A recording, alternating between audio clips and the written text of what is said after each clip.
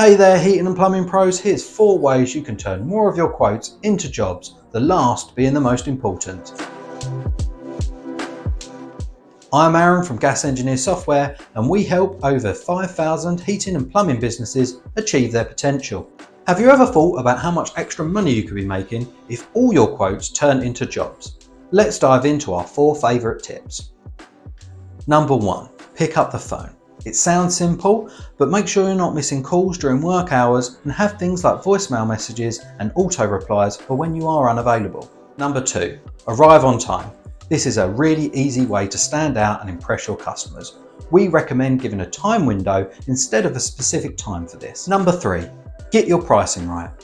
Pricing is always a balancing act, but make sure it is enticing enough for your customers but profitable enough for you. Last but not least, number 4, get your quotes out quick.